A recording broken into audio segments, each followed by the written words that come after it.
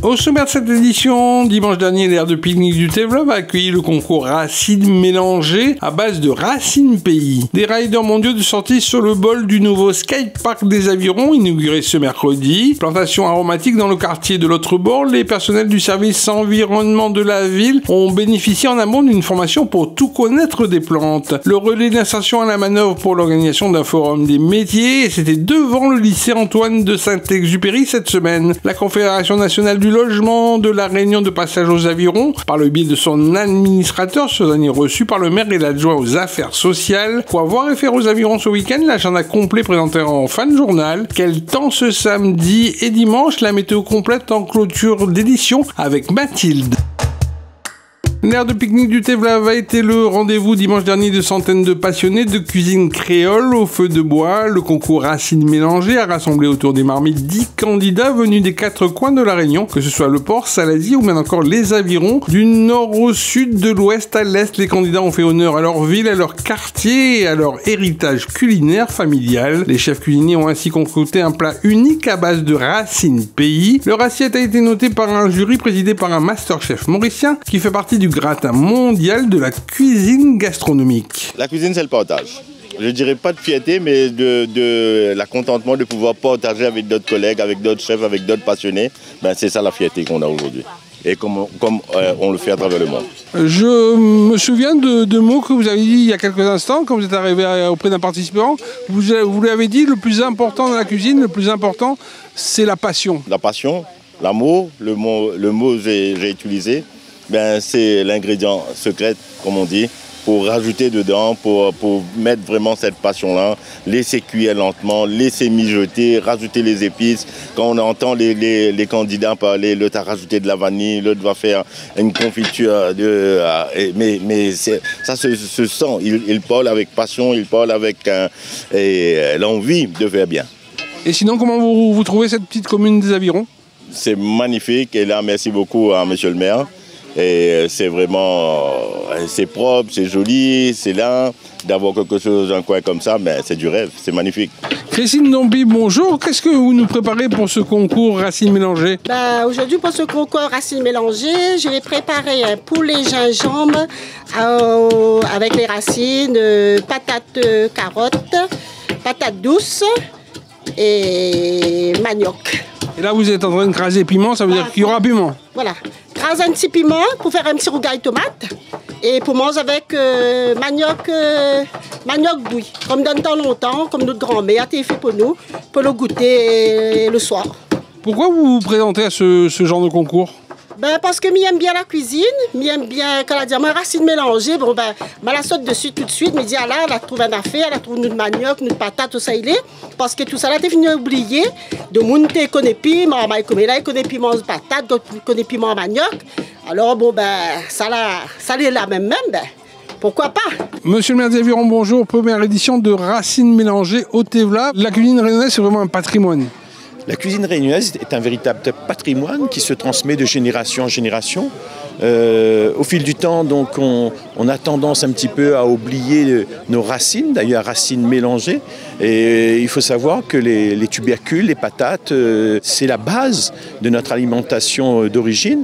Et donc remettre tout ça au goût du jour à travers cette manifestation, c'est quelque part donc s'engager dans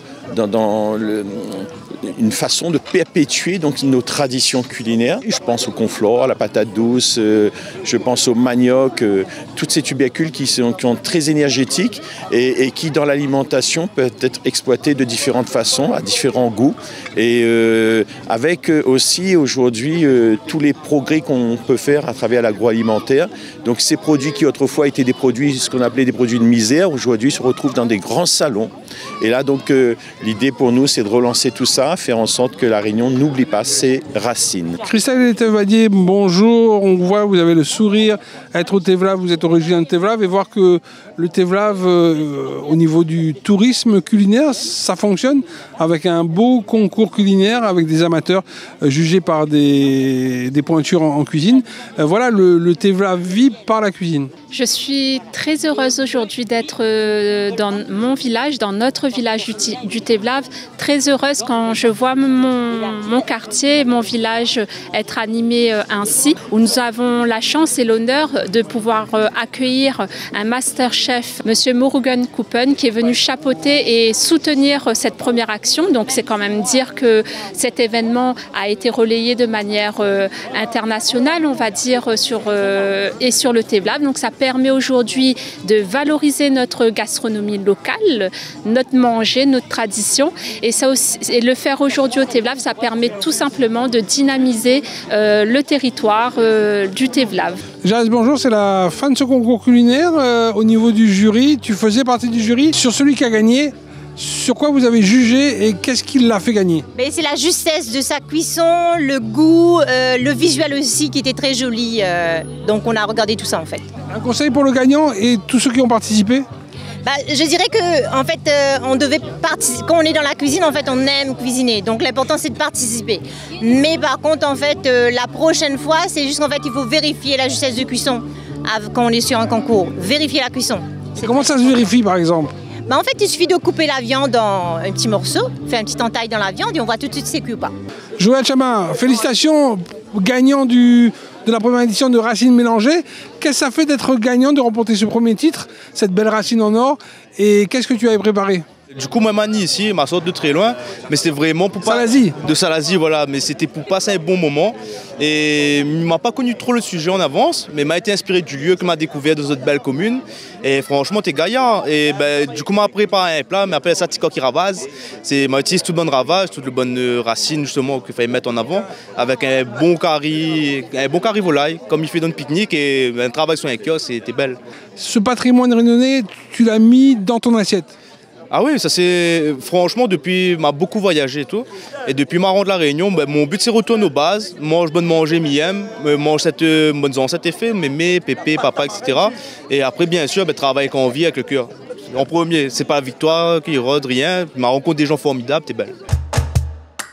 Inauguration officielle du skatepark des Avirons le mercredi 24 avril 2024 en matinée. Le show s'est poursuivi avec la démonstration de riders locaux et mondiaux au cœur du bol à 2 niveaux pour les pratiquants de skate, roller, trottinette et autres BMX. Financé à hauteur de plus de 926 000 € par l'État, la Civis et la commune des Avirons, le skatepark des Avirons est selon l'avis unanime de tous les riders une réussite pour tous les passionnés de glisse urbaine. C'est une attente de notre jeunesse, des gens qui pratiquent ce sport. C'est une belle installation et c'est un jour inoubliable pour nous parce que nous savons que nous faisons plaisir à de nombreux jeunes qui vont venir s'entraîner ici, qui vont faire des démonstrations et qui vont pouvoir s'épanouir dans leur sport. L'officialisation, aujourd'hui l'inauguration, mais c'est ouvert depuis la fin de décembre 2023 et déjà c'est très fréquenté, tous les feux sont ouverts. C'est un succès, personne ne peut le nier, tout le monde reconnaît que c'est une belle installation et que la jeunesse s'en est emparée tout de suite,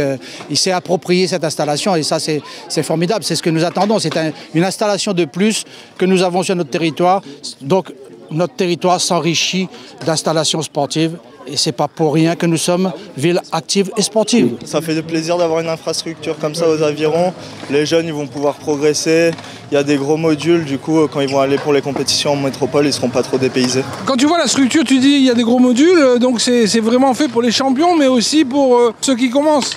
On peut évoluer dessus, on peut débuter dessus, mais surtout c'est plus pour le perfectionnement et pour évoluer sur les compétitions internationales. D'où te vient cette passion du skate depuis tout petit? Ouais, c'est depuis tout petit quand il y a eu le skatepark de Saint-Pierre qui s'est construit.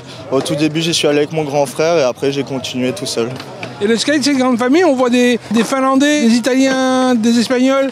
Là vraiment la grande famille du skate s'est donné rendez-vous aux Avirons pour l'inauguration de ce nouveau skatepark. C'est ça, c'est une grande famille, tout le monde s'amuse ensemble, on s'encourage tous, on est tous un peu les uns les autres à se motiver, etc.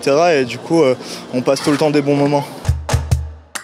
Mercredi matin, le quartier du Brissot a été embelli et fleuri par une plantation d'aromatiques non loin du sentier des pêcheurs dans le quartier de l'autre bord, aux Avirons. Les personnels du service environnement de la ville déployés sur site ont suivi une formation en amont pour tout connaître des plantes avant leur mise en terre. Une formation qui a ainsi permis aux bénéficiaires d'allier leur amour de la terre aux enjeux de la préservation de la biodiversité réunionnaise. L'idée, c'est de comprendre comment fonctionne une plante et comment on va procéder aux plantations et aux aménagements aménagements de façon à ce qu'elles puissent se développer et que tout le monde puisse en profiter. L'idée à chaque fois, c'est de faire des aménagements qui puissent permettre de valoriser le quartier et que les gens puissent apprécier le cadre de vie dans lequel ils sont. Et en plus, on est sur des plantes médicinales et officinales, donc ce qu'on appelle les plantes aromatiques, qui permettent aux gens de récupérer un peu d'ayapana, un petit peu de citronnelle, etc., etc. Voilà, des plantes dont on a besoin, qu'on trouve traditionnellement dans les jardins créoles. Comment vous pourriez définir cette formation ? Cette formation, c'est vraiment pour sensibiliser le personnel à comment planter, comment valoriser. C'est vraiment le point est vraiment important de valoriser, comment agencer les végétaux pour qu'ils puissent se gérer entre eux, qu'ils puissent, on va avoir des plantes qui vont permettre d'être des répulsifs sur des ravageurs, d'autres qui vont permettre de la pollinisation, etc., etc. Donc on va essayer de jouer à chaque fois entre les différentes variétés pour valoriser cet espace. Jean-Pierre, bonjour, vous faites partie de cette formation aromatique de plantation. On voit votre carrure, c'est important de savoir planter parce que vous avez déjà la force, non ? Oui. Il faut planter pour... Moi, les gens comprennent que les plantes, c'est pour... Il y en a pour la maladie, pour faire le repas, tout ça. Qu'est-ce que tu retiendras de cette formation ? Beaucoup de choses. On a compris qu'il fallait planter au lieu d'arracher, jeter. Et c'est très important maintenant pour la biodiversité, pour l'environnement et au moins les gens ne jettent plus la saleté partout. On vous a appris à planter pour embellir le quartier, c'est ça ? Voilà, c'est pour embellir le quartier et mettre les gens dans la propreté.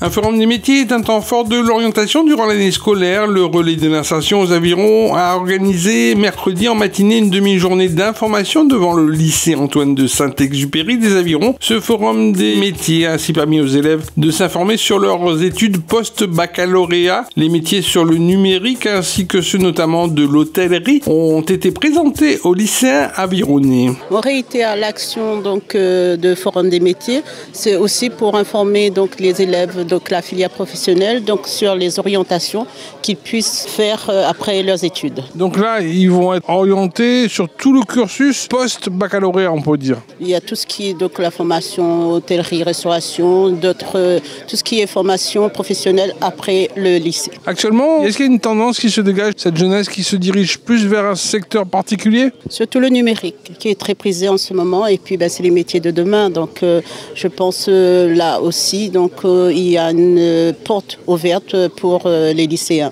Donc un jeune qui se sent concerné par le numérique et est intéressé, post-bac, il peut faire quoi ? D'une part, là on a le stand du Wake Up, mais aussi ils peuvent venir aussi au relais de l'insertion et puis s'informer sur les différents métiers qui sont en cours et qu'il y a des postes à pourvoir.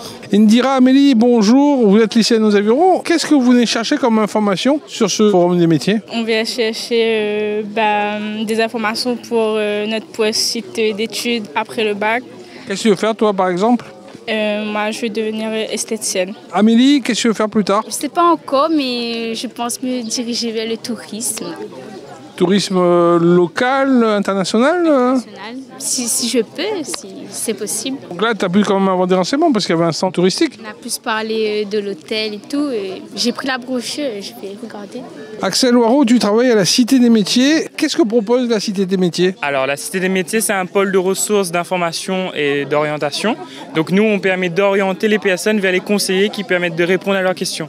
Donc si par exemple une personne a besoin de s'orienter vers son projet professionnel, ne sait pas où il veut aller, il peut contacter la Cité des métiers. On propose des outils numériques, des conseillers, des pôles événementiels qui permettent de répondre aux questions des personnes. Les personnes qui viennent le plus souvent, c'est des lycéens ou c'est des fois plus âgés ? On peut avoir toute tranche d'âge. Donc on peut avoir des collégiens, des lycéens, des personnes qui veulent se réorienter, des personnes qui veulent créer leur entreprise. On peut avoir aussi des personnes qui souhaitent aussi réfléchir à un nouveau projet professionnel, qui sont toujours salariés dans une entreprise mais qui veulent se réorienter vers un autre métier aussi. Donc on accueille vraiment tout le monde. La Confédération nationale du logement, CNL de La Réunion, était en visite aux Avirons en début de semaine. Son administrateur a eu un entretien avec le maire des Avirons, accompagné pour l'occasion de son adjoint aux affaires sociales. La CNL prône l'amélioration de l'habitat et du cadre de vie. La Confédération a pour mission principale de défendre l'intérêt des locataires. La thématique des logements sociaux a été notamment débattue autour de la table. C'est important de rencontrer le maire des Avirons puisqu'on parle effectivement des problématiques du logement et également des perspectives, parce qu'il y a des problèmes, il y a aussi des perspectives, comment se projeter dans l'avenir, et d'autant plus qu'aujourd'hui, plus que jamais, la situation est extrêmement tendue, 46 000 demandeurs de logement, 5 000 attributions l'année dernière, des prix des loyers extrêmement élevés, des qualités de logement de plus en plus dégradées, je dirais, dans le logement, que ce soit aux Avirons ou ailleurs.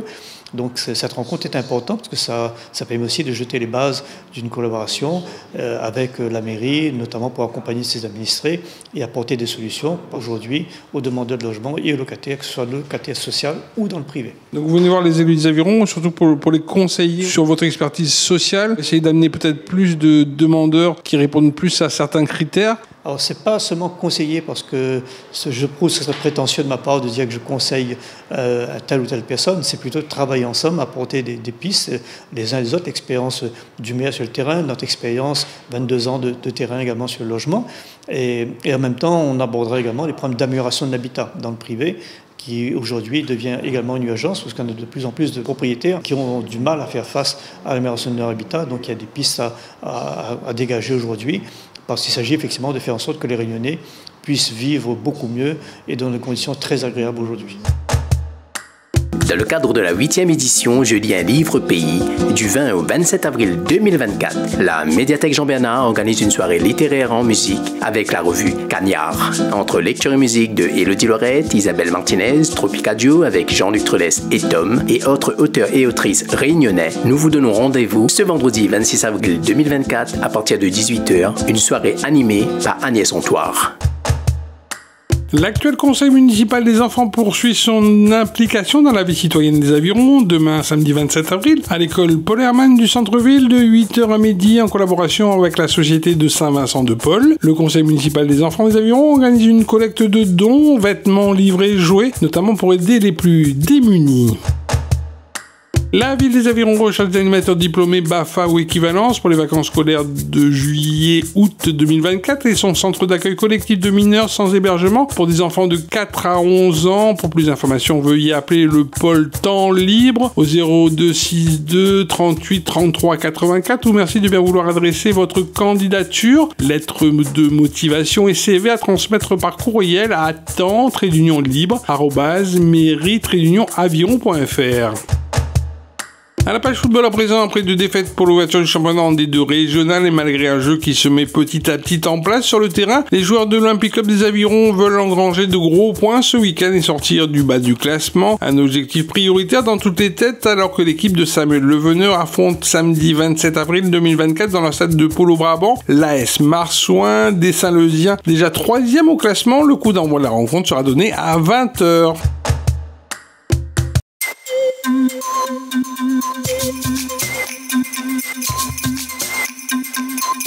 Bonjour à tous, je suis ravie de vous retrouver pour votre météo locale. De belles conditions seront à prévoir ce week-end ici aux Avirons.